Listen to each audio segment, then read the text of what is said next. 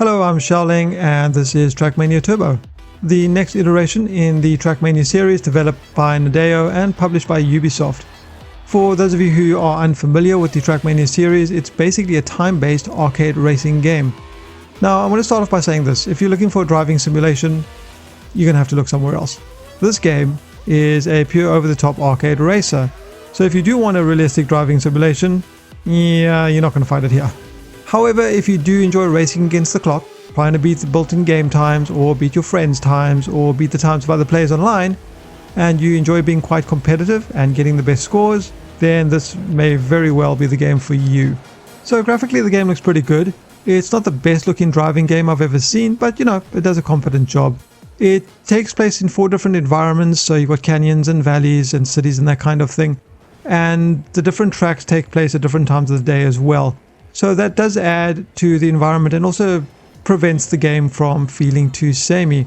And as I said, it does a decent job. There were a few times when I noticed that the texture resolutions on certain objects on the side of the track were quite low. Now, I don't know if that was a bug or if that was an issue with the texture streaming or something like that. But honestly, it's not something that you notice. I mean, most of the time you're going to be speeding past everything in the background and you won't notice these kinds of issues. So all in all, I think the game does a good job with the graphics. So the audio is what you would expect from a title like this: roaring engines, screeching sounds, collision sounds, and of course electronic music to keep the adrenaline flowing while you race. And for bonuses, there's a commentator who talks when you're doing well, or, crashing into stuff. Unfortunately, he doesn't really have a large variety in his dialogue, so you're going to hear a lot of the same stuff over and over, and when you hear "watch out for the paint job" the 100th time, you're probably going to want to disable him. There's also a large selection of different music tracks in the game that play while you race, and there's a built-in playlist creator, so you can sort of pick and choose from these tracks to create a playlist that you like in the game, which I thought was pretty cool indeed. But all in all, I think the sound did a good job. It's not revolutionary, but there's nothing really to complain about here, with the exception of this. There are no audio sliders in the game at all, or in the config launcher. There's music on and off, voice on and off, and that's it. So, if you like the music and you wanted to have the volume slightly lower, you're out of luck. And, I don't understand how this is possible in 2016. Some of the simplest indie games that are developed by one guy can come out and have an audio slider. There's absolutely no excuse for a game that's published by a AAA publisher to come out without any kinds of audio sliders.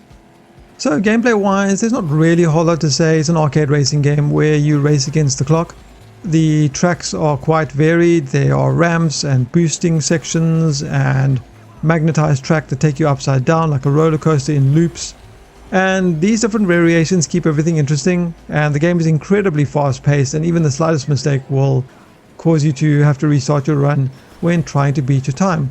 But I think it's exactly this that keeps it interesting. Even though it can be frustrating when you crash your car sometimes, but I think it's this that gives that compulsion to press reset and try again and try and beat your time by a split second. It feels really, really rewarding, and it's got that "I'm going to try one more time to do better than I did last time" feeling, which I think is pretty cool indeed. There are also a lot of tracks in the game. There are around 200 pre-made tracks. There's a random track generator, as well as a track creator where you can create your own tracks and upload them for others to play. So, I don't think it's going to be long before people come up with all kinds of crazy tracks in this game.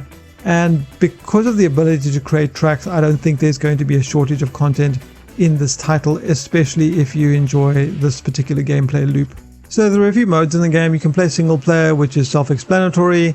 There's an online mode where you can tackle any of these tracks against other players.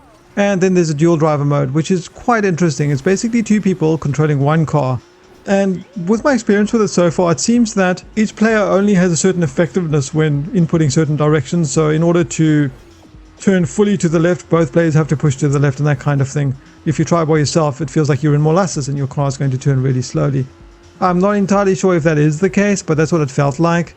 But all in all, even though I thought this mode would be quite frustrating, it actually wasn't. It was quite compelling to kind of really work together to sort of get that best time.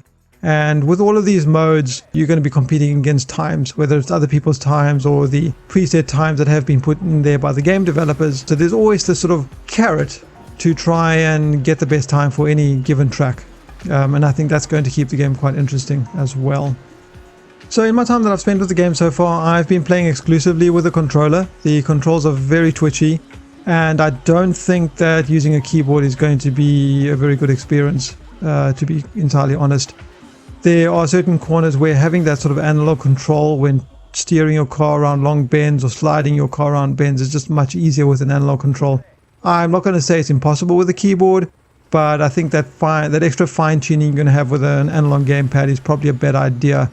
Otherwise, issues-wise, I've not had any issues with the game so far. There have been no crashes and no bugs that I've noticed, and the game runs at a solid 60 frames a second without any drops whatsoever on max detail, which is a nice change from the bigger name releases that I've had to review recently with all kinds of weird performance problems. The settings in the game can only be changed via launcher before you run the game, and not inside the game itself, which is a pity. It's just a minor inconvenience, I suppose. But you're not going to be spending a great deal of time in the settings so there's not going to be a lot of tweaking. I'm sure the game is going to be pretty scalable. It performs really well, as I mentioned, so I don't think people across a large variety of hardware configurations are going to have any kinds of performance problems with this particular title. And yeah, so I'm not sure there's a whole lot more to say about Trackmania. It's an arcade driving game, and you can see clearly from the footage, what you see is what you get.